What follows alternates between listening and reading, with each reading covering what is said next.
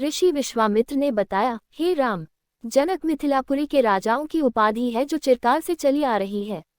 दूसरे दिन राम और लक्ष्मण अपने नित्यकर्मों और संध्योवंदनादि से निवृत्त हुए और प्रणाम करने के उद्देश्य से गुरु विश्वामित्र के पास पहुंचे।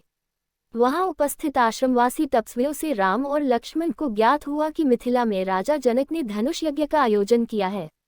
उस धनुष यज्ञ में देश देशांतर के राजा लोग भाग लेने के लिए आ रहे हैं। रामचंद्र ने गुरु विश्वामित्र से पूछा, गुरुदेव, इस धनुष की क्या विशेषता है और इस यज्ञ का आयोजन का उद्देश्य क्या है?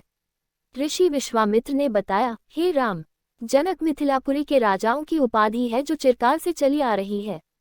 प्राचीन काल में किसी समय देवरात नामक पूर्व पुरुष ने बड़ी निष्ठा और श्रद्धा के साथ यज्ञ किया था, जिसमें उसने देवताओं को भी आमंत्रित किया था।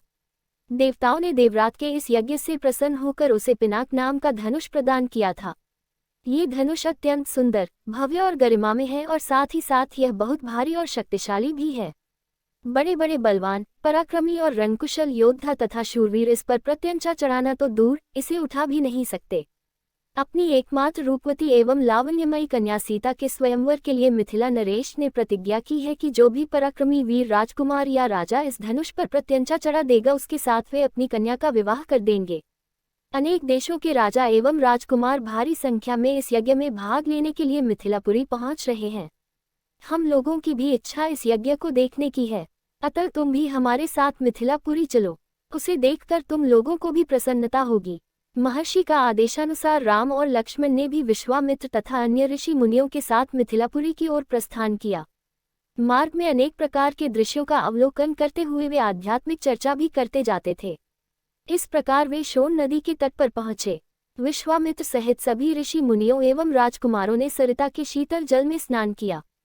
इसके पश्चात संध्या उपासना आदि से निवृत्त होकर धार्मिक कथाओं की चर्चा में व्यस्त हो गए। रात्रि अधिक हो जाने पर गुरु की आज्ञा से सभी ने वहीं रात्रि व्यतीत की।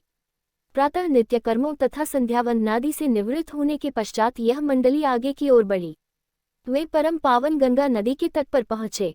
उस समय मध्याह्न होने के कारण भगवान भास्कर आकाश के मध्य में पहुंच चुके थे और गंगा का दृश्य अत्यंत मनोरम दिखाई दे रहा था। अटखेलियां करती हुई लहरों में सूर्य के अनेकों प्रतिबिंब दिखाई दे रहे थे।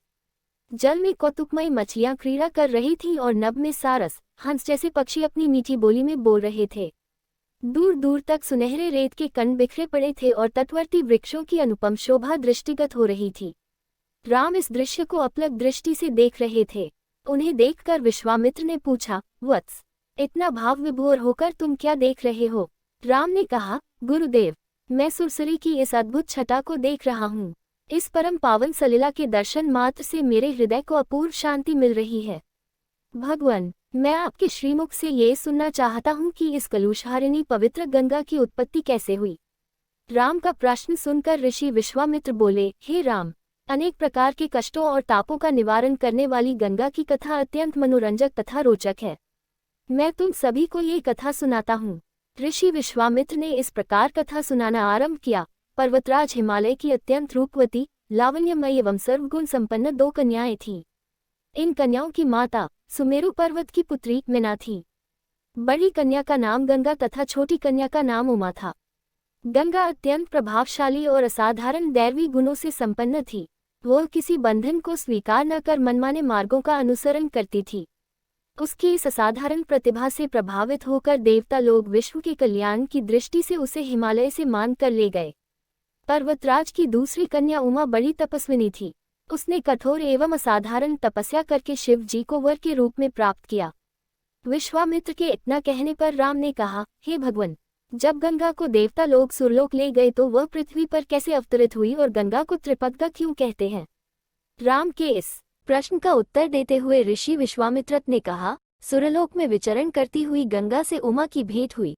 गंगा ने उमा से कहा कि मुझे सुरलोक में विचरण करते हुए बहुत दिन हो गए हैं।